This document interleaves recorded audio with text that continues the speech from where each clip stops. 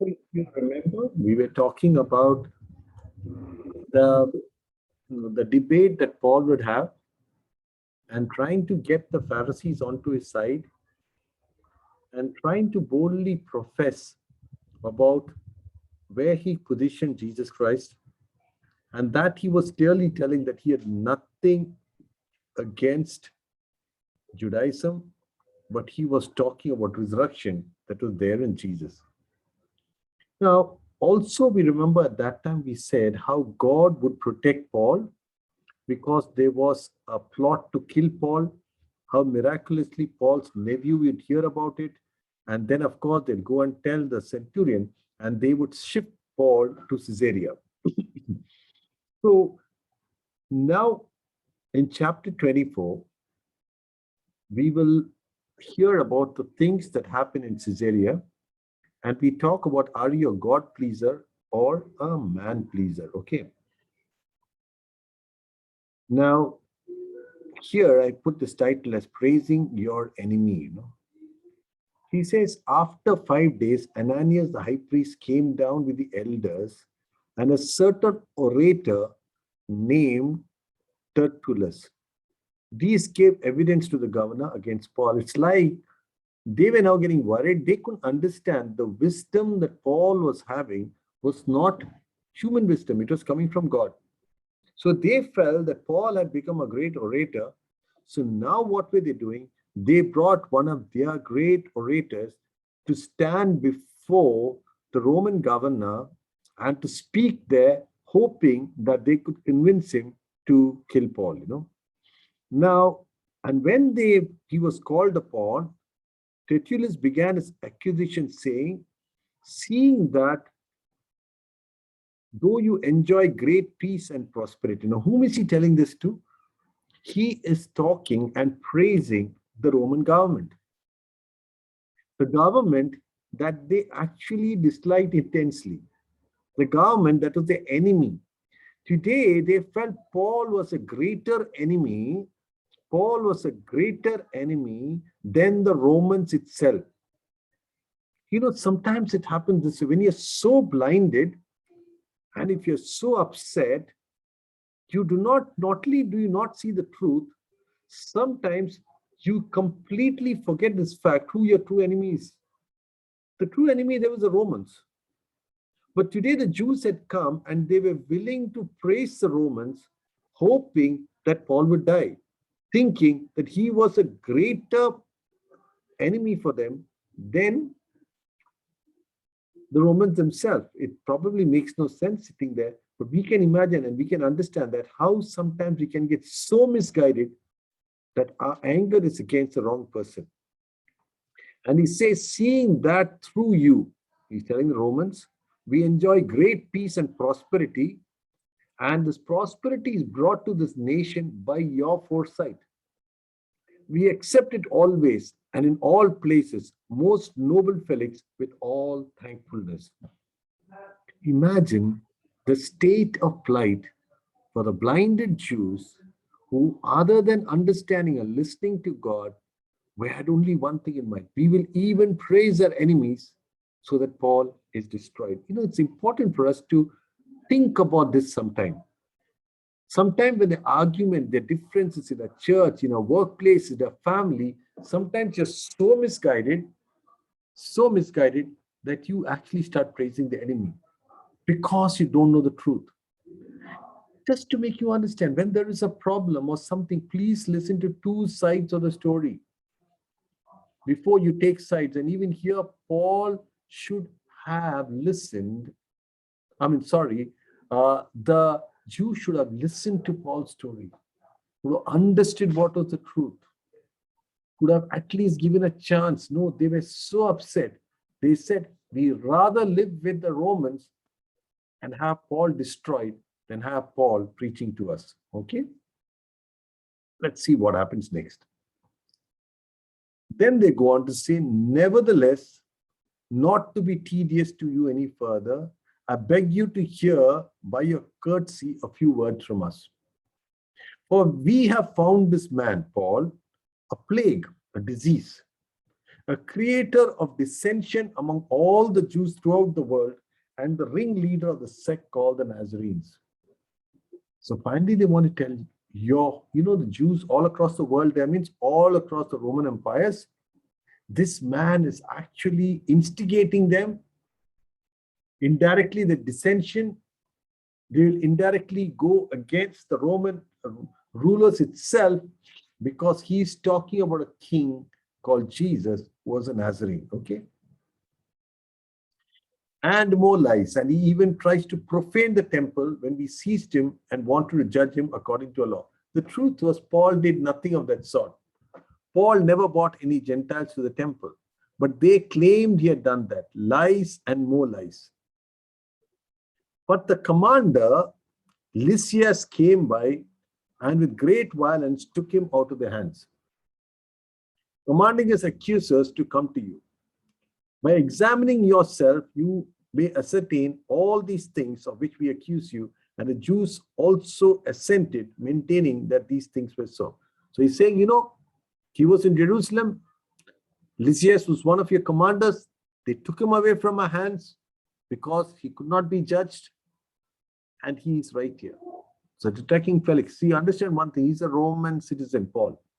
And Paul would claim that fact. And he says that, you become a Roman citizen usually when you pay a lot of money to the Roman government, and there are lots of privileges.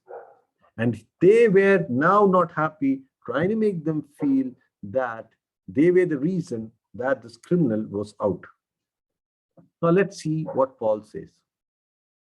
Then Paul, after the governor had nodded to him to speak, answered, "Is as much as I know that you have been for many years a judge of the nation, I do the more cheerfully answer for myself, because you may ascertain that it is no more than 12 days since I went to Jerusalem to worship.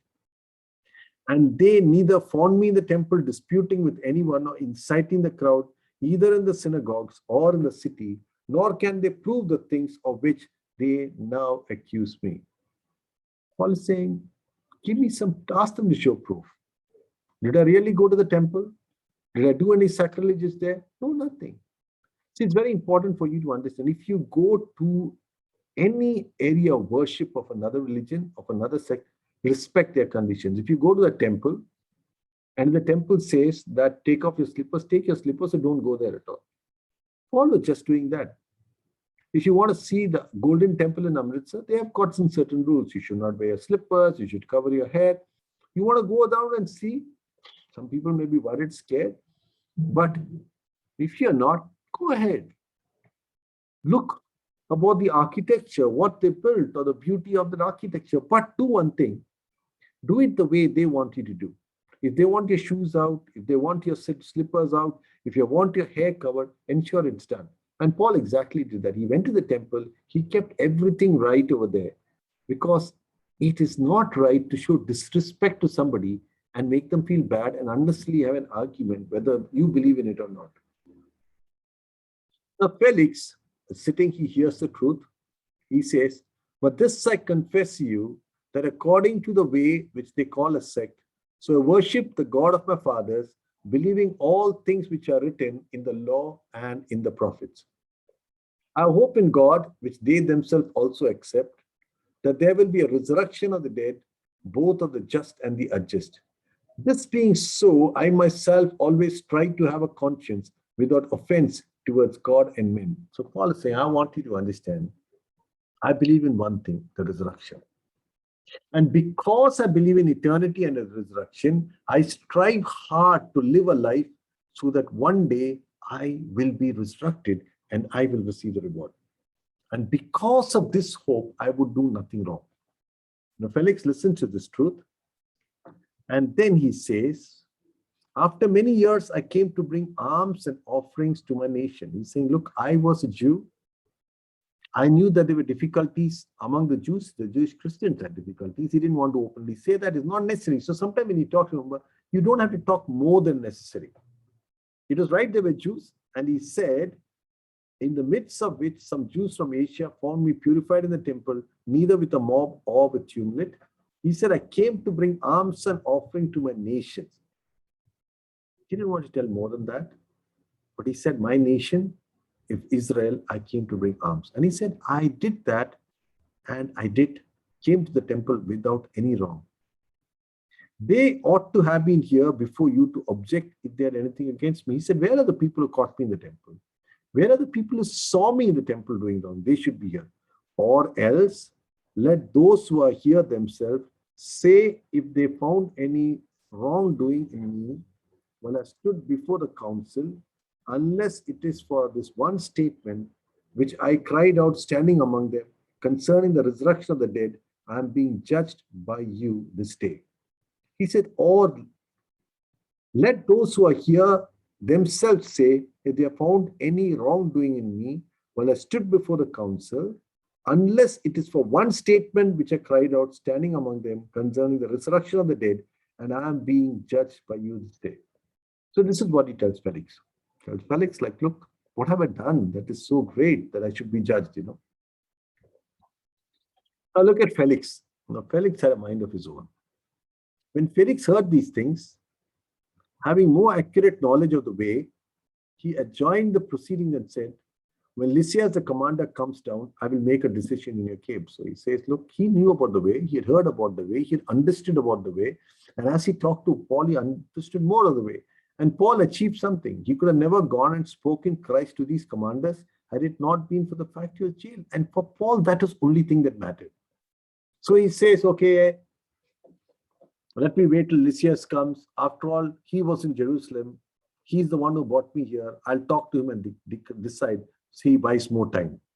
So he commanded the centurion to keep Paul and let him have liberty, and told him not to forbid any of his friends to provide a visit for him. Basically, he realized that Paul had done nothing too wrong. So he gave him a house arrest kind of thing over there and sent it to the open prison if visitors should come. And Felix did not want to do anything more than that. But look at this.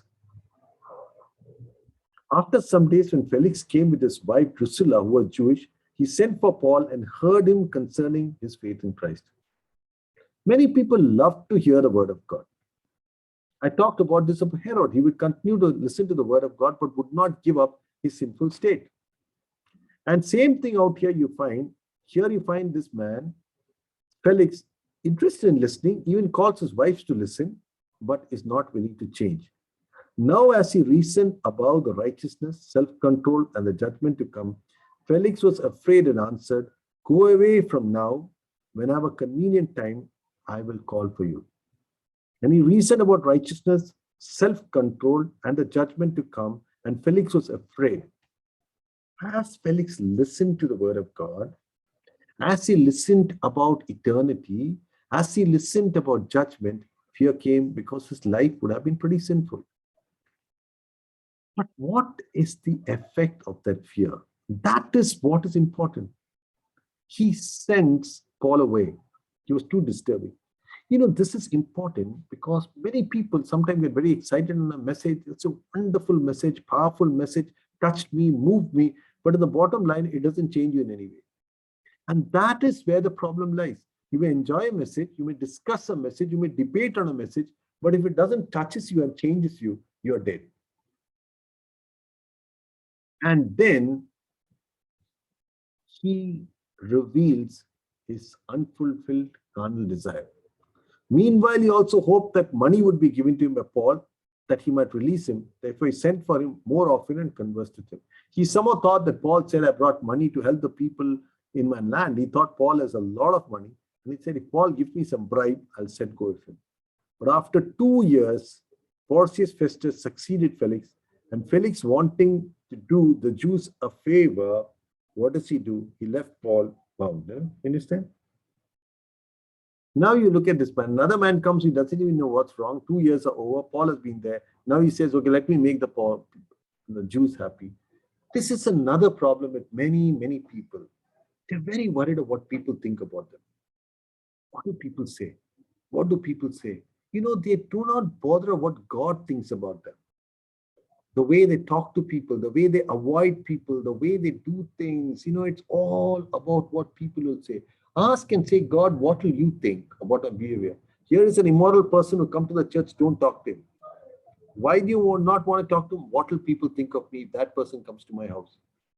right? I've told you before, there's a lady over here, a Jain lady, who takes care of transgenders. Even recently, when I visited, she was saying about the kind of work she's doing among transgenders. How many of us are willing to welcome these transgenders to a church? No, we will not even talk to them. Looks uncomfortable, right?